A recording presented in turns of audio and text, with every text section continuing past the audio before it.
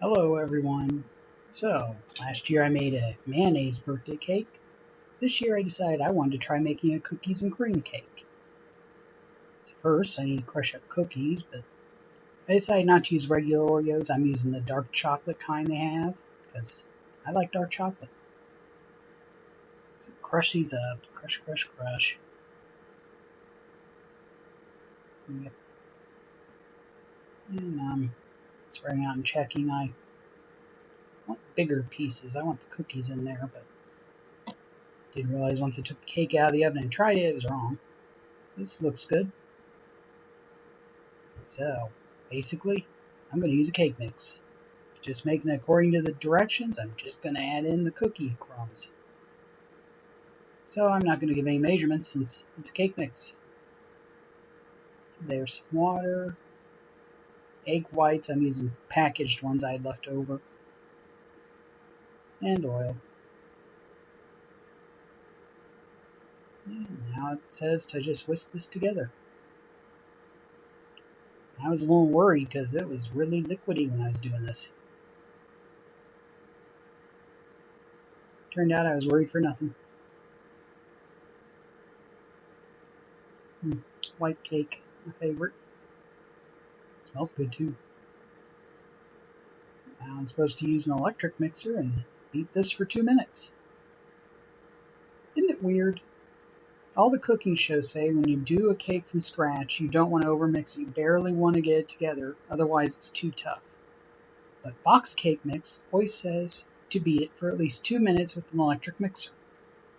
I don't think I've ever had a box cake come out tough either. I was surprised how much this hurt my wrist doing this. Because as you watch, it'll thicken up, and boy, it was fighting that mixer. And just trying to get it all, so I go back and forth, back and forth. I don't even remember doing the straight up and down part when I... Don't you like this mixer? It's older than I am. Thought about getting a new one, but all the ones I found online had the same problem. The metal on the blades would flake off and go into the food. Don't know about anybody else, but I don't want to eat a metal cake. Had to turn up the speed here because it's getting thick. That looks like I'm beating frosting. Okay, come on. Back and forth, back and forth.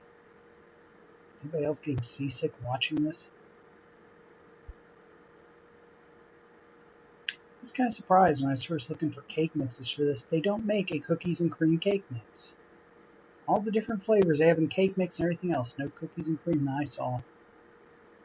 Don't even have cookies and cream frosting, which is surprising. By the way, I'm not making my own frosting. I bought that too in a jar. It's just vanilla frosting. Just going to sprinkle some cookie crumbs on top. And if you look at the thumbnail, shove a cookie in it. Okay, come on. Now, freeze them up. There we go.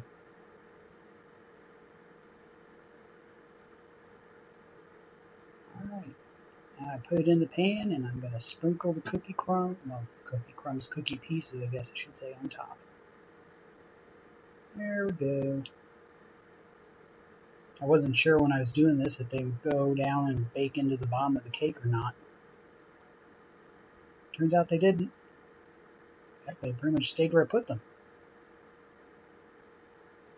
And now I'm getting annoyed with trying to grab them out of the bag, so I'm just going to dump what's left in here and try and spread them out low.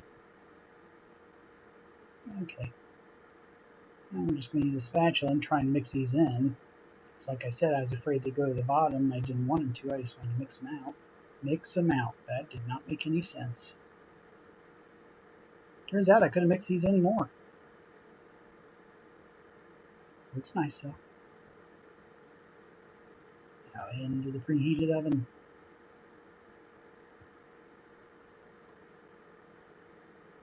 And I decided to show a timer here. Doing it for 34 minutes. That's the lowest temperature for the size I used. And after 34 minutes, it smelled like it was burning. Nice and golden brown though. Just take a toothpick and find a thick area. And yep, looks clean. So I moved it onto a cooling rack